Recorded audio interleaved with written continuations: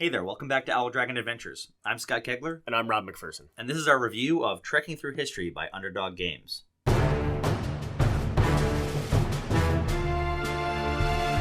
So this is the Kickstarter copy of Trekking Through History that I picked up a little while back. And we got a few plays of it in and just diving right into this game. Yeah. I actually had not played the predecessor to it. This is my first experience with their series. I had seen some early feedback about it. I like the idea of, as a history nerd, that it's a quasi-educational game too, with a little bit of tongue-in-cheek here and there. And I just really, I don't know. What tongue-in-cheek are you talking about, Scott? Yeah. What was the one? It was the... suffragettes. Suffragitsu? I think it was, something like that. Suffragitsu, like it was like a fighting women's rights activist or voting rights activist. It was very funny.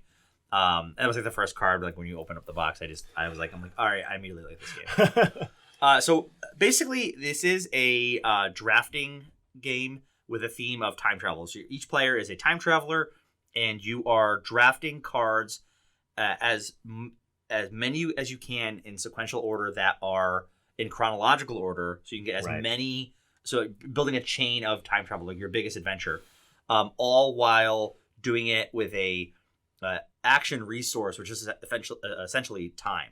Right. So you may draft a card from 1903, and it costs 1 hour of your time traveler device to go there. So what's interesting about this is similar games like Red November, or what did we play recently? Merchant's Cove, where it's not always whose turn. You just don't go around in clockwise order. Yeah, it's whoever's furthest back in their time expenditure. Right. So if you take very small movements, you might get multiple turns before anybody else gets to go. Yeah, and then you can game it a little bit where if you land, so as you move forward, you land on top of the last people, and then whoever's on top of the stack gets to go first. So I think you had 3 turns in a row one time. Right, you managed to get. Which doesn't always, what's good is that it's balanced. It doesn't mean that you're doing amazing. It's a different kind of action economy. So the main way of scoring is getting those chains of cards. They call a trek. Yep. So you score those, and you score those at the end of the game. Throughout, you're trying to fulfill these time travel itinerary cards, because you're all working together to research time. Yeah, and they're essentially just little puzzle boards in front of you that you the various elements, I call them elements, but really I don't remember which ones they're called. It's like people, personal events, event innovations, and there's a wild one too. Yeah, so there are different historical things that you can do. So did you talk to somebody? Did you witness a cool invention or things like that? Right. That's what they're supposed to represent. Anyways. And those fill out your itinerary. Yeah, they fill out your itinerary, and as you hit certain waypoints, you get victory points, or you get a bunch of resources and stuff like that. So it's a cool secondary game. And you can also earn these crystals, which can basically be used to mitigate time. So if you want to get more turns in a round or a phase of the game, you can use those to burn too. So if normally it would cost 3 time of the 12 allotted time that you have to do something, if you spend 2 crystals, you're only spending 1 time, so it slows you down. And you obviously just can't spend down past 0, or you can't even send to 0, correct? You can never. You always have to spend at least one time. And also, if you end the round with punctuality on the 12, you get additional points. So if you don't overshoot the 12 allotted hours that you have. So it's a really fun. I mean, that might sound like a lot, but it's very easy. You're basically drafting cards, this up in 10 minutes. Assigning them to your treks, or deciding to close out a trek, start a new one, and round you go through time. The game has 3 phases. The card art is really fantastic. I'm just looking at the box right now. I love how they have the Wright brothers art is fantastic.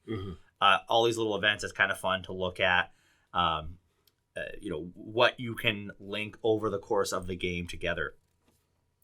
And on the backs of the cards, they have a little, if you're maybe playing with some nerd. If you're a nerd, or you're playing with people that might not remember a certain event, there's some additional history on that, so you can read while you're waiting for your next turn. It's just a little quick paragraph. It's great. It's an awesome idea, especially in a history-themed game. I joke, but I absolutely loved it. I thought it was a really, really nice added layer of detail. Yeah, and there's lots of good mitigation, so it didn't feel entirely random, like I'm stuck with No, not at all. Crystals, and there's that ancestor card that you can kind of delay your tactic to keep a longer chain of cards going together. Yep.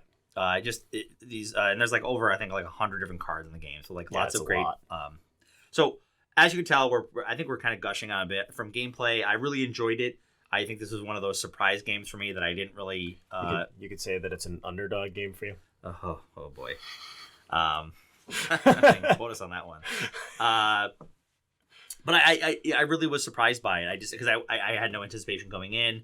Heard some things. I knew nothing about this going into the first one. I had seen it on some Facebook posts, and that was it. And I've seen it at the shop, and I'm wondering if people are going to pick it up because at our local shop, they had tons of the Kickstarter edition still out too. Which like I think that all the components are a little bit better too.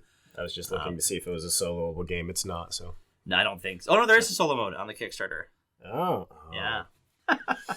Oh boy. So overall, I'm high on gameplay for this one. It's similar to our video that we'll have out on Flamecraft, where like this is a much faster actually. This is like 30-minute game. This is 30 to 60. You can play this one in 30 minutes. Yeah, absolutely. It's a very fast game. At least at 3 players, it was 30 minutes. Sure. So a very fast game. I could see this one getting to the table a lot. Yep, absolutely.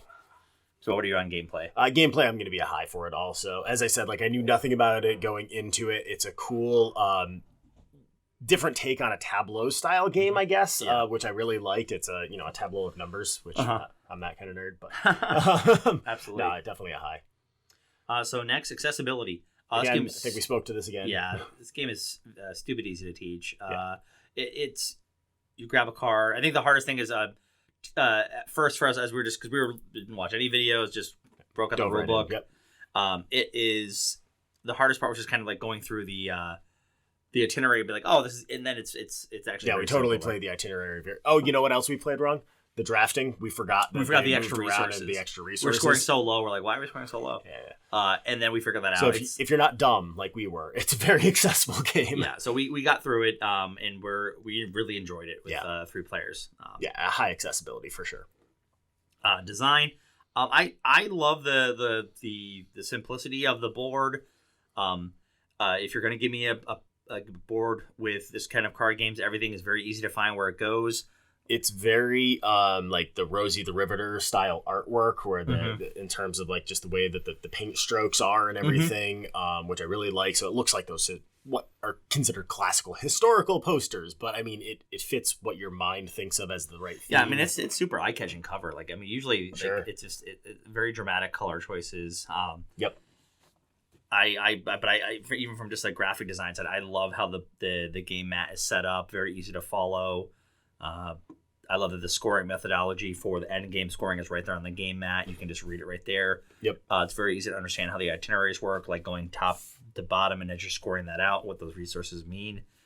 All the iconography is very easy to identify. That's all. Every very resource is very clearly a different resource. Yeah. Really solid for me. It's a high on design. Yeah, definitely a high on design for me too. Quality.